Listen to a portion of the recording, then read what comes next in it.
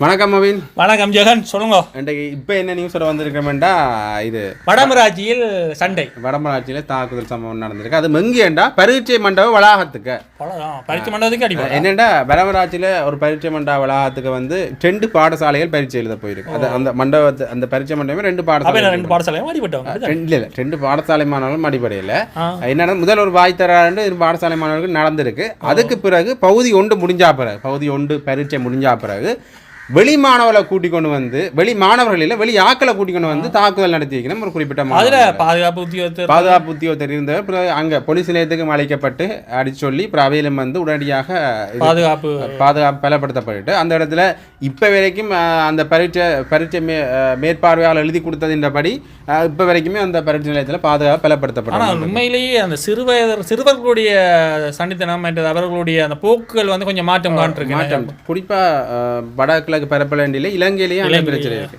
ஏன்னு பார்த்தீங்கன்னா தவறான வழிகாட்டல் தான் காரணம். அதில் முதலாவது நாங்கள் சினிமாவையும் அதுக்கு ஒரு பங்குதாரராக சொல்லணும். ஏனென்றா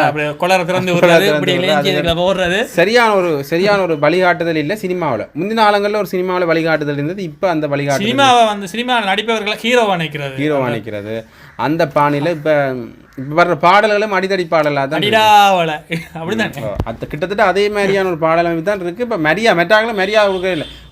நாங்கள் எல்லாம் எக்ஸாம் எழுதுக்கு எப்படி இருந்தது அப்போ இதை புலவிட்டு இருப்போமோ அது புலவிட்டு கூடாது. ஆனால் சொல்றேன் இப்போ அடிபடுறதுக்கெல்லாம் நேரம் இருக்குடாப்பா. ஃபர்ஸ்ட் பாட்டு எழுதிட்டு செகண்ட் பாட்டு எழுதுறதுக்குள்ள 1008 ஜோசியர்கள் அது எழுதுகள் அந்த ஏதோ ஒரு பயம். நான் படிக்கலையோ எக்ஸாம் என்ற ஒரு பயம் இருக்கு.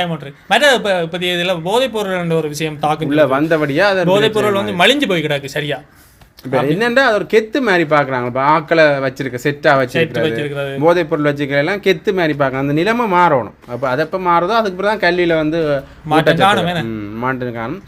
நிறைய அது மட்டும் இல்லாமல் நோட்டீஸும் கொடுத்துரு அதை வேலையும் கைது செய்யப்பட்டிருக்கிறாங்க.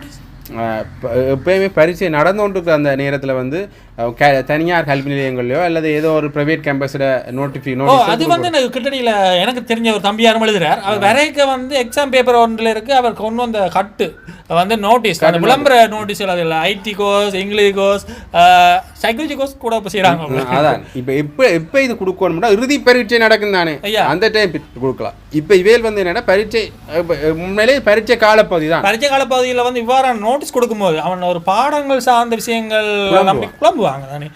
என்னடா அட என்ன 3C3Sக்கு இந்த கோர்ஸாண்டா அப்போ ஓகே நிலைப்பாடுல இருக்கும். அதெல்லாம் எல்லாடிக்கு இப்போ 3C அந்த ஒரு படிப்பில் கொஞ்சம் குறைவாக இருக்கிற பிள்ளைகளை வந்து 3 அது அப்படியான விஷயத்தை கொடுக்கும்போது ஓகே மெனமுடைஞ்சு ரிசல்ட்ஸை கூட குறையாகிறதுக்குரிய வாய்ப்புகள் இருக்கு. அப்போ இதை தீர்மானிக்கிறத வந்து எக்ஸாமுக்கு எக்ஸாம் பிறகுதான் இறுதி பரீட்சை முடிஞ்சா அப்புறம் தான் வைக்கிறேன். ஏன்னா எக்ஸாம் பேப்பரை கூட திருத்த வேணாம்னு சொல்லிவிடும் சில டீச்சர்ஸ். ஏற்கனவே வந்து ஏன்னா எக்ஸாம் பேப்பர் நீங்கள் திருத்தி பார்க்காத எங்கள் இத்தனை மார்க்ஸ் இருந்து ஃபுல்லாக எழுதினா அப்புறம் வேற கொண்டு சொல்லிவிடும். ஏற்கனவே வந்து கல்வியை வந்து திணிக்கக்கூடாதுன்ற ஒரு விஷயம் வந்து இப்போ போய்கொண்டிருக்கு. அந்த இடத்துல வந்து பரீட்சை மண்டபத்துக்கு பிள்ளைகள் வர்ற வழியிலேயே கொடுப்பது வந்து சில பேர் வந்து அந்த ஸ்கூல் வாசல் நின்று கொண்டு அட்டி கொடுக்குறாரு. உள்ள வச்சானே பிரச்சனை வெளியே இருந்து கொடுப்பேன். பைக்கில் ஓடிக்கொண்டு எடுத்து அப்படியே அப்படி விடுவார். அந்த மூஞ்சில வந்து அடிக்க எங்க போறான்னு தெரியாம ஆக்சிடென்ட்ல போய் பிடிக்கிறேன். அதோட வந்து இப்ப நான் சில பேர் அந்த காசுக்காக போறது போல இருக்கு. அப்ப ஒரு 10 நோட்டீஸை கொடுத்துட்டு பஞ்சத்தை அப்படியே எறிஞ்சிட்டு போறது. பாய்க்கால அடைச்சு வெள்ளத்துக்கு அவன் நோட்டீஸ் போட்டோன்னு இதப்பான் கம்பெனி ஓனரும் இதை இருப்பாங்க. அப்படி இப்போ என்ன பிரச்சனைனா இப்போ இதான் மாணவர்களை ஒழுங்காக கையாள தெரிஞ்ச ஒரு சைக்காலஜி ரீதியான உளவியல் இல்லை. என்ன மாதிரியான ஒரு இவரும் ஒரு உளவியல் படித்த உளவியலில் 2 ரிவர்ட் எடுத்து திருப்பி எடுத்து செஞ்சு கொடுத்துட்டாங்க. இல்லை ரிவர்ட் ஒன்று படிக்கிறேன். ஒரு சொட்லேயே பாஸ் பண்ணிட்டேன். ஒரு சொட்லேயே பாஸ் பண்ணிட்டேன். சரி ஓகே. இப்படி நீங்களும் உளவியல் ரீதியாக நல்ல மாணவர்களாக வர கோவிந்தராஜிட்ட வாங்க. இதே மாதிரி இன்னொரு தகவலோடு நான் உங்களை சந்திக்கிறேன். நன்றி வணக்கம்.